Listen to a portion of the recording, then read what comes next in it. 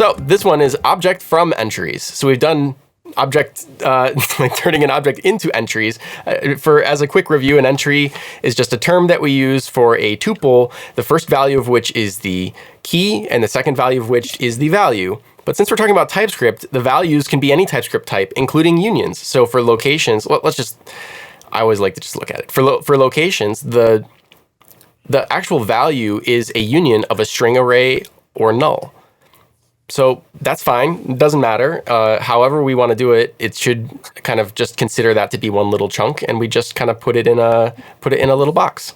So I will say, starting out, I looked at a lot of solutions for this, and the one that pretty much everybody seems to do, it seems obvious to everyone else, was very unobvious to me. But where would you, without telling you, where would you think about like solving this?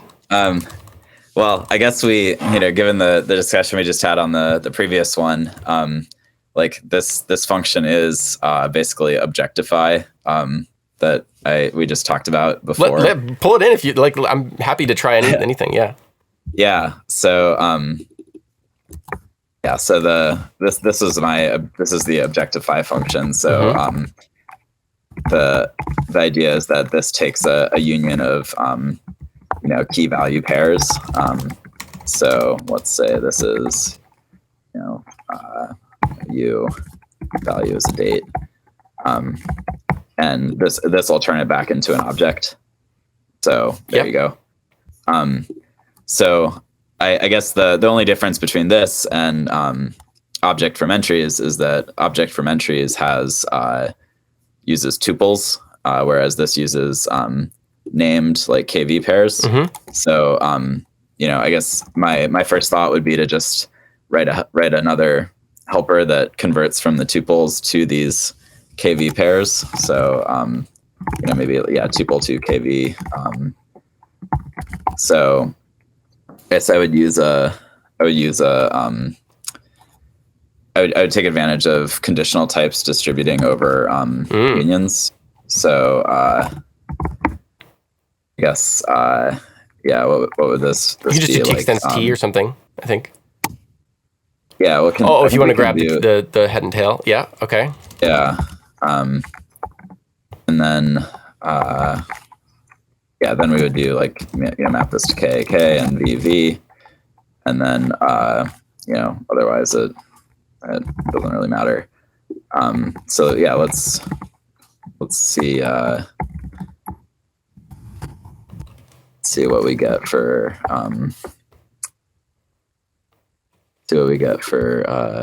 this type here. So I don't know, maybe let's just put this in its own type. Yep. So looks good. Yeah, so that's exactly what we want.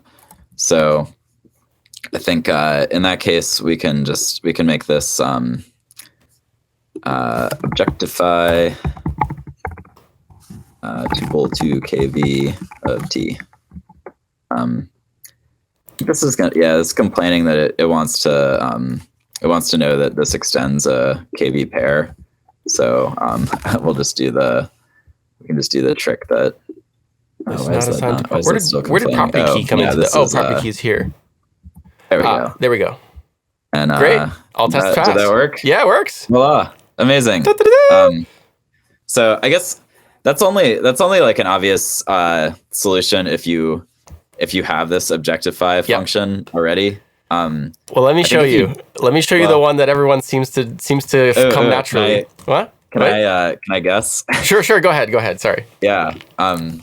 So I guess one way you could start by extracting the keys. So that would be like what, U0.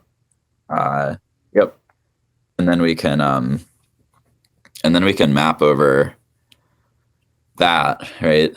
Well, I guess this is basically like re-architecting what objectify does. Yeah. Right.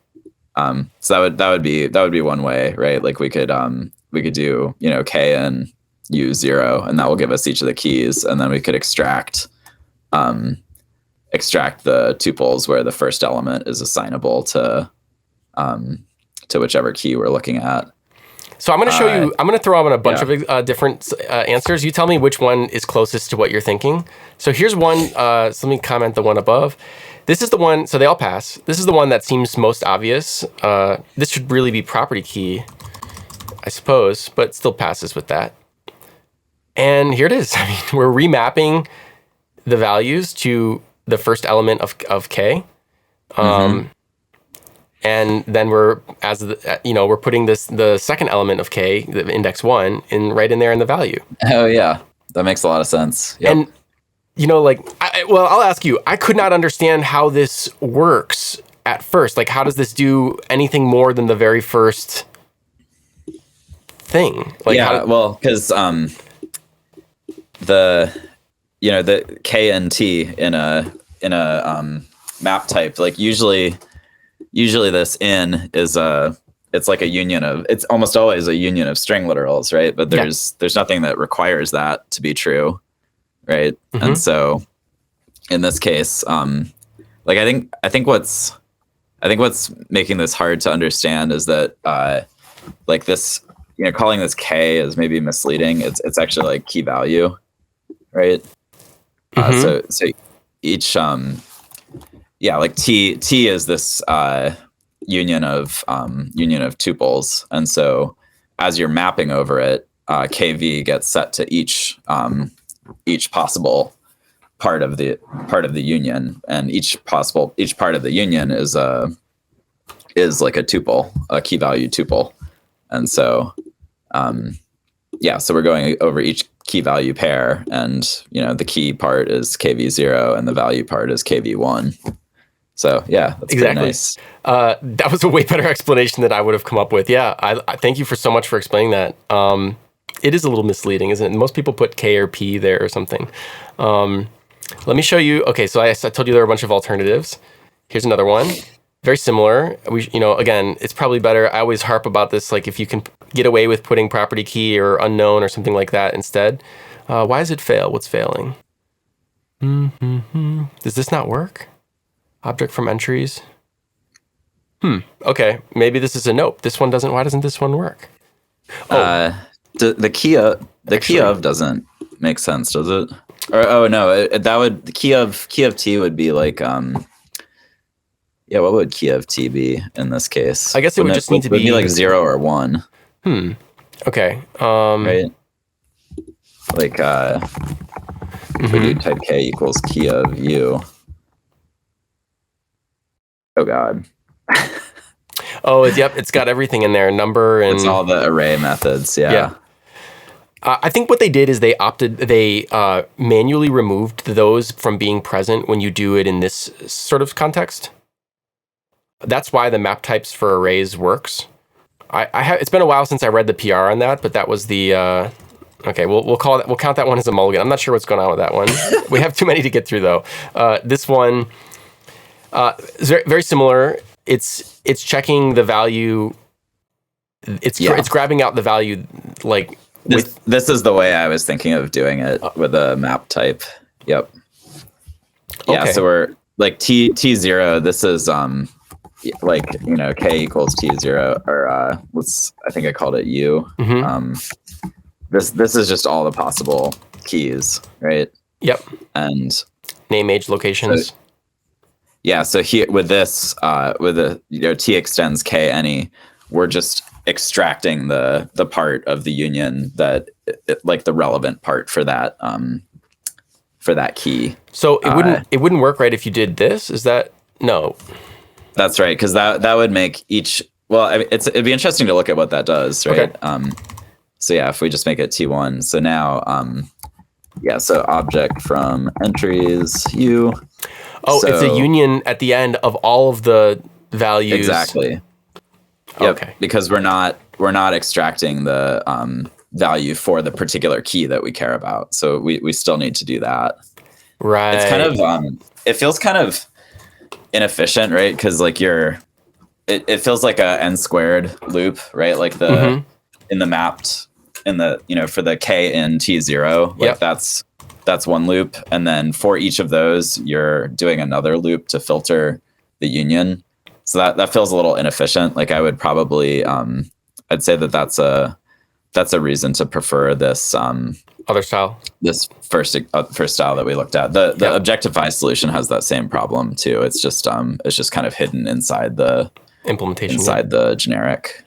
Cool. We have two more, I think. Yeah. There's this one. This one is pretty similar, I think, to what I was just hoping to do, but it manages to. It does it by remapping. So. Yeah, this is the same as the first solution that we were looking at, I think. Just a little more complicated. Yeah. Yep. Yeah, instead of putting the constraint on the generic, which is probably what you should do. This is doing the intersect what you have with what TypeScript wants. Cool. And then that's a good observation. I would not have made that observation, actually. That's a good point. I always like to put, I always try to encourage people to put as many generic constraints as you can reasonably do. Yeah. And then there's this one. It's like if you don't do that, it's the equivalent of just declaring the parameter types of like all of the parameters to your function to have type any, right? If you don't put a constraint on them, right? And you wouldn't do that. That's a good analogy. Yeah, wow. You wouldn't do that with your function in TypeScript, so you shouldn't do it with your generic type either. I'm gonna have to quote you on that. Okay, it's a great point. It's a good analogy because it's like that's exactly apples to apples. From generics, the inputs are kind of the generic inputs are the variables, and the extends. Yeah, that's the type. Yeah, I mean there's this whole analogy between generic types are just functions between types, and just because it's this really weird, wacky, like esoteric programming language doesn't mean that we're not still programming, and we should still remember to do good programming things like have reasonable variable names and write tests and have comments and stuff like that. Yeah. I love it. I love that. This is, and then this is the last one. This is made by the creator of the challenge itself. Actually, the first one was also made by the creator. I didn't mention that. I should have, but he gave up a second solution, and this one uses, I don't know what it does. I looked at this and looked at it for a while. It builds up some object with merge. Let's see, where does it even end? Where's this?